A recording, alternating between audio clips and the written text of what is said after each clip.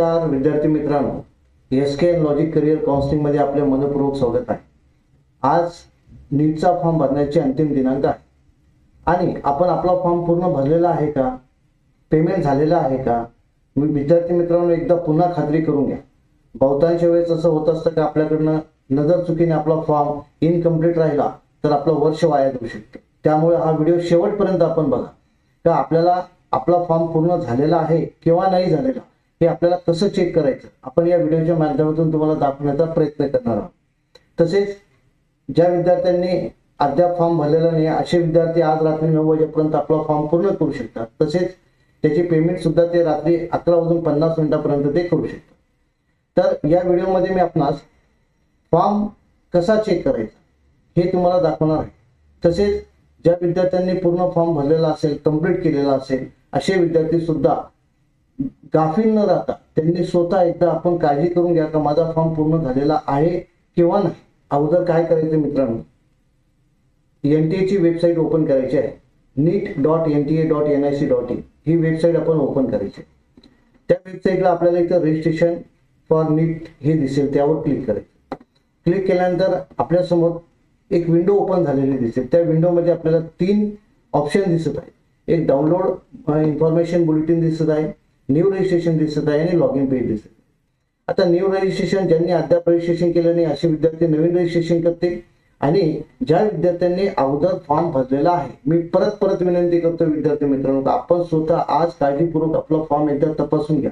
त्याला फक्त 2 मिनिटं लागतात मित्रांनो चेक करण्यासाठी। आज आपला फॉर्म पूर्ण झालेला आहे किंवा नाही आपण स्वतः एकदा खात्री करून घ्या। लॉगिनला क्लिक करायचंय।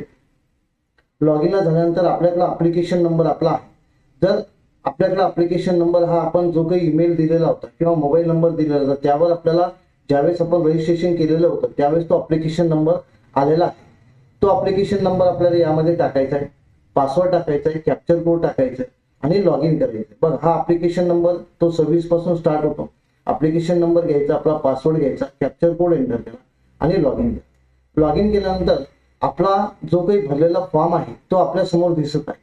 विद्यार्थ्यांनी काय तपासायचं यामध्ये, रजिस्ट्रेशन फॉर्म कंप्लीट आहे का, ऍप्लिकेशन फॉर्म कंप्लीट आहे का, पेमेंट कंप्लीट आहे का, या तिन्ही गोष्टी जर कंप्लीट असेल तर आपला हा फॉर्म 100% पूर्ण झालेला आहे। तसेच आपल्याला या ठिकाणी डाउनलोड कन्फर्मेशन पेज दिसत आहे। तो पेज मित्रांनो आपण प्रिंट काढून ठेवा किंवा त्याची PDF डाउनलोड करून ठेवा, कारण की हा फॉर्म आपल्याला पुढे लागत असतो। या तिन्ही स्टेप आपण काळजीपूर्वक चेक करून घ्या मित्रांनो का आपला फॉर्म आपण पूर्ण केलेला आहे किंवा नाही। या 3 गोष्टी जर आपल्या समोर दिसत असतील तर आपण नक्की बेफिकर राहायचं का आपला फॉर्म झालेला आहे। आपण डाउनलोड कन्फर्मेशन पेजवर क्लिक करायचं आहे।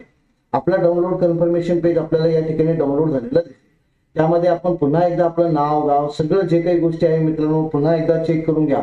बहुतांश वेळेस असं होत असतं की विद्यार्थी मित्र फक्त डाउनलोड कन्फर्मेशन पेजची प्रिंट घेतात आणि घरी ठेवून देतात। तिला पुन्हा एकदा काळजीपूर्वक वाचा। त्यात जर काही दुरुस्ती असेल तर करेक्शन विंडो ज्यावेळेस येईल त्यावेळेस आपल्याला करेक्शन विंडोमध्ये काही पर्टिक्युलर गोष्टी असतात की त्यामध्ये आपल्याला दुरुस्ती करता येत असतात, तर त्यावेळेस आपण त्या दुरुस्ती करू शकतो।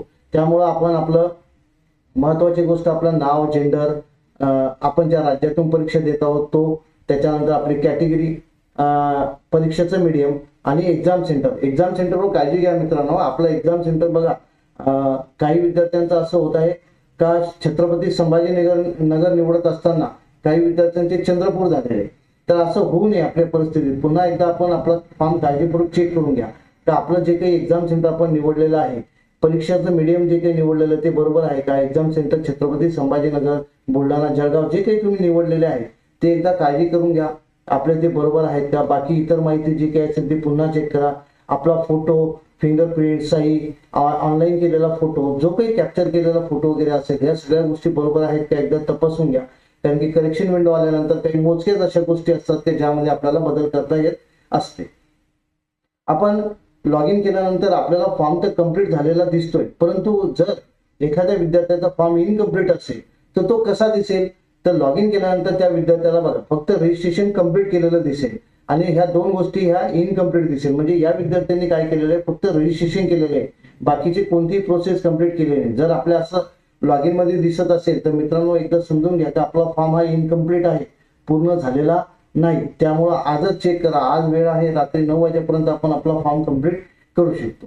तसेच ज्या विद्यार्थ्यांना फोटोमध्ये प्रॉब्लेम झालेला आहे, लाईव्ह फोटो कॅप्चर करत असताना किंवा आधारचा फोटो ज्या विद्यार्थ्यांचा मॅच झालेला नाही, त्यांच्या लॉगिन मध्ये एक असं दोन ऑप्शन दिसतात की अपलोड फोटो व्हेरिफिकेशन सर्टिफिकेट.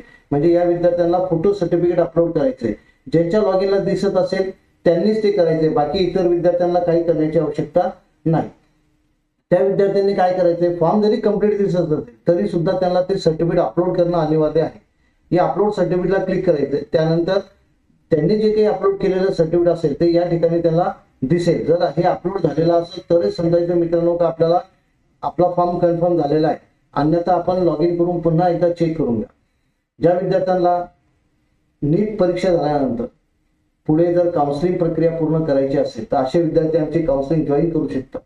आमच्या काउन्सिलिंगच्या माध्यमातून फॉर्म भरण्यापासून तर ऍडमिशन मिळवून देण्यापर्यंत सर्व प्रोसेस आम्ही यामध्ये करून देत असतो. ज्याही विद्यार्थ्यांना काउन्सिलिंग जॉईन करायची असेल त्या विद्यार्थ्यांनी आमच्याशी वैयक्तिक संपर्क करून आमची काउन्सिलिंग जॉईन करू शकतात. धन्यवाद.